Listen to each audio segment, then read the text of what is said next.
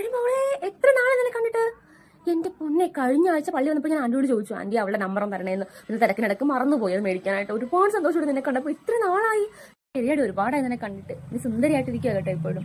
അല്ല, അതൊക്കെ പോട്ടെ, നിന്റെ അമ്മായിമ്മ എങ്ങനെയുണ്ട്? മുട്ടാണോ? സുഖമായിട്ട് ഞാൻ ഇവിടെ പരമാനത്തിലാണ്. എന്റെ അമ്മായിമ്മ പാവമായിട്ട് എന്നെ കൂടെ ഒന്നും ചെയ്യിക്കത്തില്ല. എപ്പോഴും എന്റെ പുറകെ നടന്ന് എനിക്ക് എല്ലാ ആഹാരമാണേലും തീറ്റിച്ച്. കണ്ടില്ല നീ എന്റെ കോലം കണ്ടില്ല ഞാൻ വണ്ണം വെച്ചിരിക്കുന്നത്. ചേട്ടനും പാവമാണ്, അമ്മ അതിനേക്കാളും പാവം. എന്തായാലും എത്ര നാളെ നിന്നെ കണ്ടിട്ട്. എന്തൊക്കെയുണ്ട് വിശേഷമൊക്കെ? സുഖമായിട്ടിരിക്കുന്നോ? ആടി സുഖമായിട്ടിരിക്കുന്നു. നിന്റെ വിശേഷമൊക്കെ പറ. നീ സന്തോഷത്തിലാണോ? ക്ഷീണമുണ്ടോ മുഖത്തൊക്കെ? ഒന്നും പറയണ്ടേടി, അവരൊക്കെ കാര്യം പറയുകയാണെങ്കിൽ ഒരു ദിവസം പോരാ. എന്റെ പൊന്നോ, എന്തൊരു സ്നേഹമായിരുന്നു കല്യാണം കഴിഞ്ഞ സമയത്ത്.